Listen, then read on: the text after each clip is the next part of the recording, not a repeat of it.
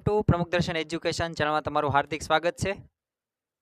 નવા વિષય સાથે મળ્યા છીએ। વિષયનું નામ છે અંતરદ્રષ્ટિ। હા, આ એક મુદ્દો એવો છે જે આપણને પાછળ પહોંચાડે છે, આગળ નહીં પાછળ। ઘણું બધું સાંભળ્યું સારું સારું, ઘણું બધું જોયું, ઘણા બધા સારા અનુભવો કર્યા, ઘણા બધા ખરાબ અનુભવો કર્યા, ઘણા બધા પ્રશ્નોનો સામનો કર્યો, ઘણી બધી બાબતો શીખ્યા, ઘણું બધું સાંભળ્યું, ઘણું બધું કીધું, પણ આ બધાયમાંથી આપણે ક્યારેય પાછી અંતરદ્રષ્ટિ કરી? ક્યારે જોયું, અંતર આત્માને પૂછ્યું કે હું આમાંથી શું શીખ્યો, મને આમાંથી શું શીખવા મળ્યું? આ જાણવાનો પ્રયત્ન નથી કરતા, અથવા તો યાદ કરતા નથી। તેના લીધે એ જે તમે મહેનત કરી છે ને, એ મહેનત કામમાં નથી આવતી, અથવા તો જે રિઝલ્ટ મળવાનું હોય એ રિઝલ્ટ નથી મળતું। ભગવાન સ્વામિનારાયણે અંતરદ્રષ્ટિ વિશે વાત વચનામૃતમાં કરી છે, અને કયા વચનામૃતમાં? ગઢડા મધ્યના 8મા વચનામૃતમાં શું કહે છે કે બહાર અથવા ભીતર, એટલે માહેલી કોરે ભગવાનની મૂર્તિ સામી જે વૃત્તિ કરવી ને, એ જ અંતરદ્રષ્ટિ છે। ગુણાતીતાનંદ સ્વામીએ પોતાની વાતમાં શું કીધું કે સર્વે ક્રિયામાં આમ ભીતર પાછું વળીને જે જોવે ને અને તપાસ કરે કે મારે ભગવાન ભજવા છે ને હું શું કરું છું, તો અંતરદ્રષ્ટિની શબ્દો છે, વ્યાખ્યા છે। એટલે આપણે જોવાનું છે। કોઈ એક વ્યક્તિએ ધંધો શરૂ કર્યો, કંઈક નવો કોકે કીધું, અથવા તો એને જ્ઞાન પ્રાપ્ત કર્યું, ધંધો શરૂ કર્યો, 1 મહિનો ગયો, નફો ન થયો, 2 મહિનો, 3 મહિનો, 4 મહિનો, આપણે માનવી છીએ નફો નથી થયો, એને જોયું નથી। આવું 1 વર્ષ, 2 વર્ષ, 3 વર્ષ સુધી શરૂ રાખ્યું, અને 3 વર્ષ પછી એને આપણે મળ્યા ને કીધું કેમ ધંધો હાલે છે? એ એમ કે હા સારો હાલે છે। પછી આપણે એને પૂછવી કે કેટલા વધે છે? એ કાંઈ વધતું નથી, એમનામ હાલે છે। તો આપણે વિચાર કરવા જેવો છે કે એને જોવું પડે ને, અંતરદ્રષ્ટિ કરવી પડે ને। આટલો સમય થઈ ગયો, એ 3 વર્ષ એટલે 1000 ઉપર દિવસો થઈ ગયા, અને એને જોયું નહીં નફો કેટલો થાય છે, આમાં શું નવીન કરાય। જો કોઈ ધંધો વ્યવસાય કે કોઈ વ્યક્તિ આગળ વધવાનું કારણ શું છે? એ વ્યક્તિ પોતે પોતાની જાતને તપાસે ને જુએ છે કે હું આ ભૂલ કરું છું, આ ભૂલ હવે મારાથી ન કરાય, આવું મારે બોલાય, આવું ન બોલાય, ત્યારે એ વ્યક્તિને આપણે સંભાળીશું, અથવા ત્યારે એની વાત કરીએ છીએ। તો જો જેમ ધંધા વ્યવસાયમાં તે જો આપણે પાછળ વળીને જ જોતા, તો આપણો ધંધો વ્યવસાય ભાંગી જાય છે। તો આ તો આપણા જીવનનો અંતરદ્રષ્ટિ છે, આ તો આપણે આગળ વધવાની અંતરદ્રષ્ટિ છે। એટલે જ તે આપણે સતત તપાસ કરતા રહેવાનું છે, એને અંતરદ્રષ્ટિ કહેવાય। ગમે એવું આપણને આપણે આજ્ઞા મુજબ આપણે કરવી છીએ કે નથી કરતા, એ આપણે કૃપા થાય છે કે અકૃપા થાય છે, આ બધાની તપાસ રાખવી ને એને અંતરદ્રષ્ટિ કહેવાય। બીજું અંતરદ્રષ્ટિ કેવું હોય? જો આ પાર્ટ 1 છે અંતરદ્રષ્ટિનું, તો સ્વનું મૂલ્યાંકન, પોતે પોતાનું મૂલ્યાંકન કરવાનું। આજે આખો દિવસ મારો ગયો, મેં કોને દુખી કર્યા, મેં કેવું વર્તન કર્યું, હું કેવું નેગેટિવ બોલ્યો, મેં કેવા સારા વિચારો આપ્યા, આ બધાનો અભ્યાસ મૂલ્યાંકન કરે કે હા મેં આવું કર્યું, મારેથી આવું ન કરાય, હવે હું કાલે ધ્યાન રાખીશ। બસ આને તો અંતરદ્રષ્ટિ કહેવાય। એક પ્રસંગ જોઈએ અને વધારે મુદ્દાને સ્પષ્ટ કરીએ। શ્રીજી મહારાજના વખતની અંદર માણાવદરના માયારામ ભટ્ટ અને ગોવિંદભાઈ ભટ્ટ નામના 2 ભાઈઓ રહેતા હતા, સુખી સમૃદ્ધ, ભગવાનનું ભજન પણ કરે અને સનિષ્ઠ હરિભક્ત પણ ખરા। એમને એક વખત બંને વિચાર કર્યો કે આપણે છે ને નાની દુકાન કરીએ। એટલે રાત્રે જમી કરીને તે વિચાર કર્યો કે હવે જો કયા કયા કેની આપણે દુકાન કરીશું, કેટલા આપણે સાધનો લાવશું, કેટલા કર્મચારીઓ નિમશું, આ બધાની લાંબી વિગતો ચર્ચા કરવાની શરૂઆત કરી, અને આપણે આ બધું આને શું કહેવાય? આયોજન કહેવાય। આયોજન કરવાનું નક્કી કર્યું અને શરૂઆત કરી મહેનતની। હવે એમાં સવાર પડી ગઈ, એમાં માયારામ ભટ્ટ કે હજી તો આપણે દુકાન શરૂ નથી કરી, અને સવાર પડી ગઈ, તો આમાં પથારી ક્યારે કરવી, આપણે સૂવું ક્યારે?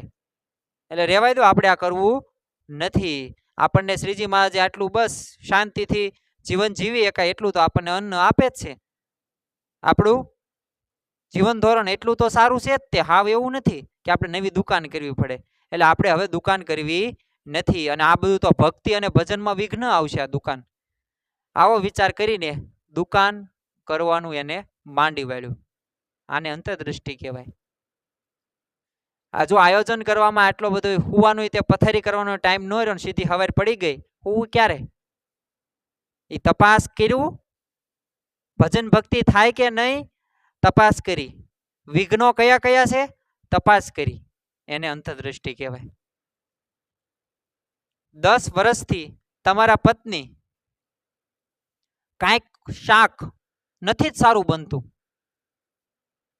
અને તમે દર વખતે એકનું એક વચનો કયો છો, તો તમારે વિચાર કરવાનો છે કે આ તો હું 10 વર્ષથી આવતી કરે છે એ શાકમાં, તો હવે મારે કાંઈ ન કહેવાય, કા મારે શીખી જવાય અને કા મારી ખવાય નહીં. અંતરદ્રષ્ટિ કરવાનો વિચાર છે. જીવનમાં અંતરદ્રષ્ટિનું બહુ મહત્વ રહેલું છે. અરે પગલે ને પગલે કોઈક વ્યક્તિ આગળ વધે છે તો કારણ આ જ છે અંતરદ્રષ્ટિ. કોઈનો આપણે અભાવ અવગુણ આવી જાય તો અંતરદ્રષ્ટિ કરવી ને તો ખ્યાલ આવે કે આ વ્યક્તિનો અભાવ આવ્યો. અને યોગીજી મહારાજ તો યોગી ગીતામાં શું કહે છે, થાથા થાબરા જેવો માણસ હોય ને એટલે કેવો હાવ ગંદો, કાંઈ ખાવા પીવાનું એને ભાન ન હોય, કપડાં પહેરવાનું ન હોય, એવો વ્યક્તિ જો મંદિરમાં આવે ને તો મને એનો અવગુણ ન આવે. અને સાચી જ વાત છે, મંદિરમાં આવવું એટલે ભગવાનના દર્શન કરવા એટલે પેલા તો એટલો ટાઈમ કાઢ્યો ને સમય કાઢ્યો ને એ જ મોટી વાત કહેવાય.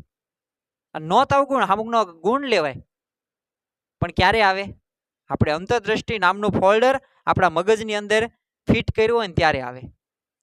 હાલો આપણે 2 વાક્યો કોઈક વ્યક્તિ પ્રત્યે બોલી ગયા, પછી 2 મિનિટ પછી આપણે વિષય તો કરાય ને કે ઓહો આ ન બોલાય, આવું માર ન બોલે, માફી માંગી લેવાય.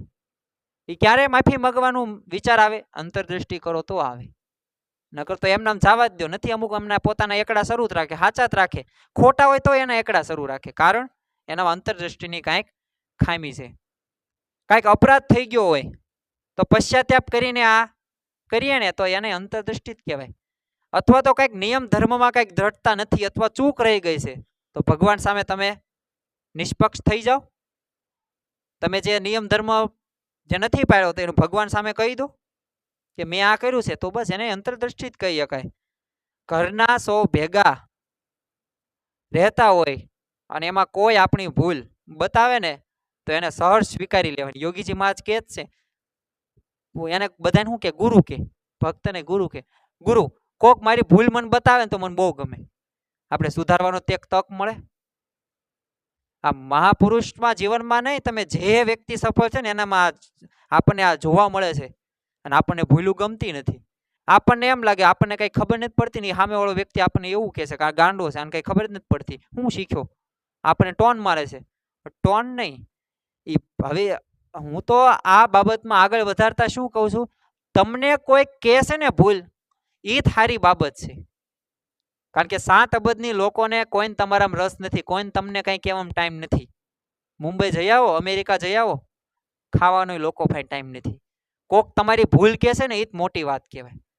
તમને કોક ટપારે છે ને એ જ મોટી વાત કહેવાય. કોઈ માટલું હોય, માટી જ છે હાવ, એને ઘડતર કરે છે ને, એને ટાપલા મારી મારીને એને પછી એને ભઠ્ઠીમાં શેકવામાં આવે છે ને પછી માટલાનો આપણે ઉપયોગ કરીએ છીએ, પછી એની અંદર પાણી રહેશે.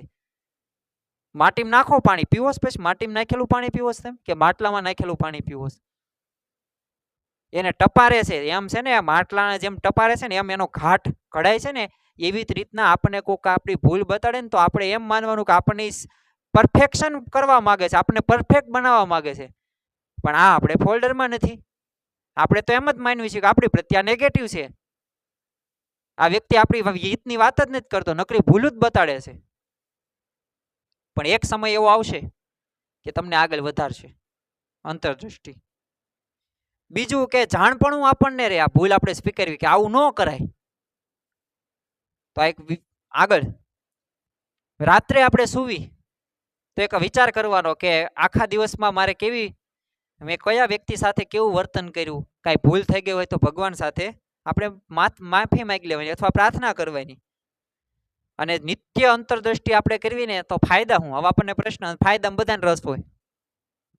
તમે મંદિરમાં જાઓ છો તો એકને આ ફાયદો હોય, શું હોય છે?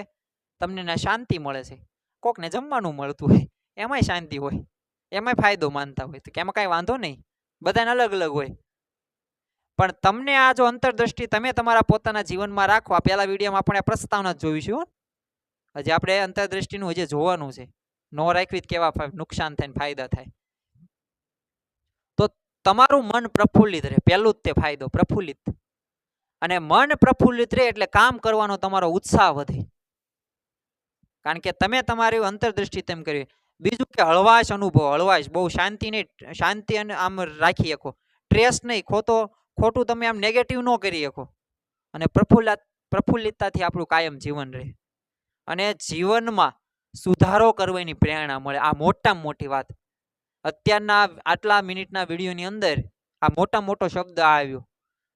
શું આવ્યો? કે જીવનમાં સુધારો કરવાની પ્રેરણા મળે. કેના લીધે મળે? અંતરદ્રષ્ટિ રાખીએ તો પાર્ટ નંબર 2 માં આપણે બે પ્રસંગો આપ્યા છે, તો એ પ્રસંગોનું આપણે એનાલિસિસ કરશું, સાંભળશું અને થોડીક નવા વિચારો સાથે મળશું. ત્યાં સુધી જોડાયેલ રહો પ્રમુખ દર્શન એજ્યુકેશન ચેનલમાં.